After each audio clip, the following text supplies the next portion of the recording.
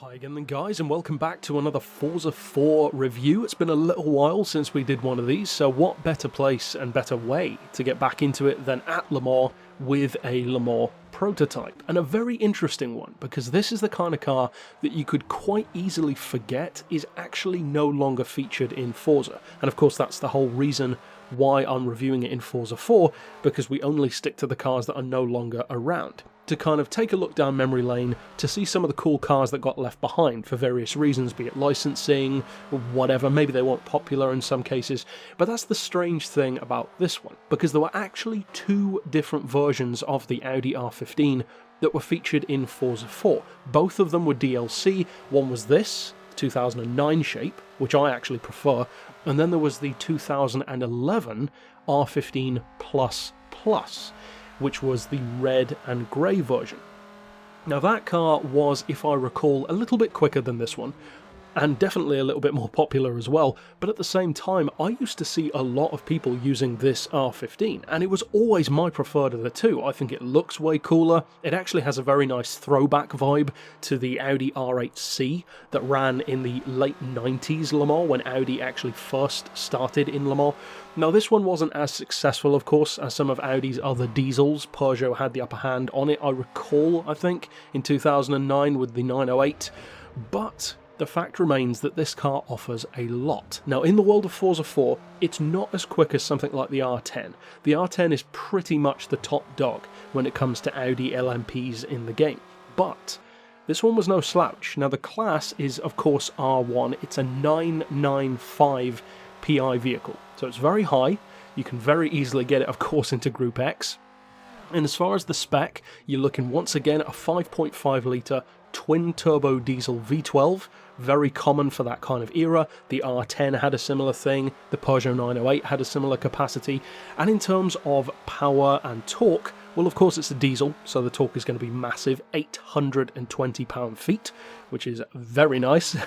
And in terms of power, as I said, it's not quite as high as some of the others, 629. But again, of its time. Of course it wasn't as powerful, because the engines themselves in Le Mans aren't quite as powerful in some years of LMP compared to previous ones, for instance, like I said, with the R10. Now, in terms of weight, it still weighs 900 kilos, no surprises there for an LMP car, so the question remains, since this car is definitely unique visually, even the other R15 doesn't actually look quite like it. They're pretty different, and not just the livery, the body shape itself is very different as well. But for a car that was actually popular, like I said, I did see plenty of people using this one in lobbies. For some strange reason, this one was left behind, and the thing that makes it even more intriguing to me is that the Plus, the red and grey version, was kept. We still have that in Forza.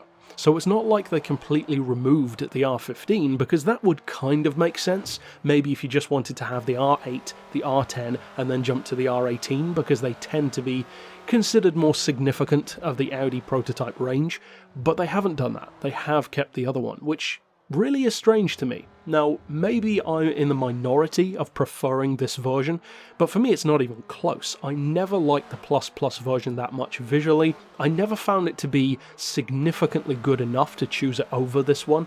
The specs are also kind of underwhelming on that car compared to something like a Peugeot 908 or an Audi R10. And of course, again, that's of its time, that's due to the regulations, etc. But for me, it just wasn't even a contest between the two. Now, as far as pricing, this one was a 2.5 million credit car, so pretty expensive, but again, it's a prototype, so not too surprising. And in terms of ability, I haven't tuned it up in quite some time, but if I recall, I think the top speed might have been up around maybe 230-ish, maybe a little bit more, so a similar pace to the Pajamas LMP car. Once again, pretty impressive for what it is, not as quick as something like the R10 or the Peugeot, and of course not as quick as something like a Sauber C9 or a Porsche 962, but that goes without saying. But overall, I really miss this car. It's one of those vehicles that whenever I go back to Forza 4 and look through the car list just to drive something for old time's sake, this is one of those that stands out. There's just something about the design of this car which I've always loved. I know it's very much a Marmite vehicle, it's kind of a a basking shark of LMP cars in terms of its design, but I love it. I love it because it's pretty unique. There's no other Audi that looks quite like it, no other LMP that looks quite as distinctive as this one does, both as being an Audi but also as being like no other model that they've made. And for me, my favourite thing about this particular R15 was always the handling, because although it didn't have the straight line oomph of an R10, it didn't have the necessarily flow of an R18, which was a hugely popular model because of how good it was, and it's not as iconic as the R8, but in its own way, I found it to be actually very good, and especially if you put it up against stuff like the also DLC Aston Martin AMR1. Not the Lola, but the 2-litre open-top Aston. It was really good against those kind of models, because again, you've got such an effortless amount of torque. Of course, if you de-restrict it, you're looking at way more power, way more torque.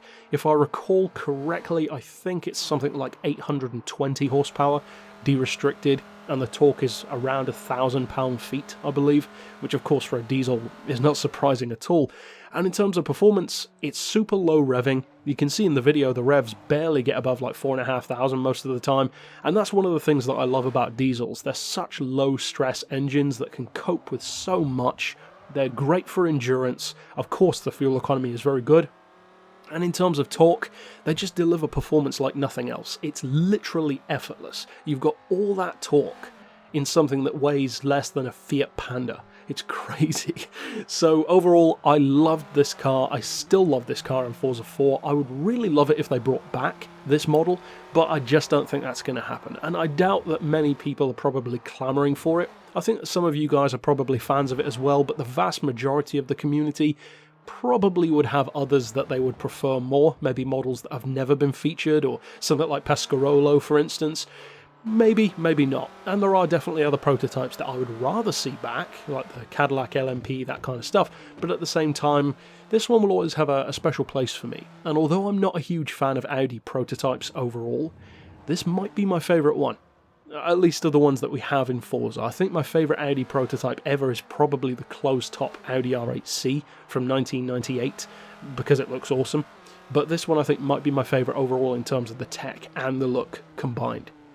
But overall, that's it for my thoughts on this 2009 model R15. Of course, stick around on the channel for more Forza reviews of vehicles that are no longer in the franchise. And of course, click here on screen to check out the playlists for the cars that we've already looked at. But overall, I'll see you guys next time, and for now, as always, thanks for watching.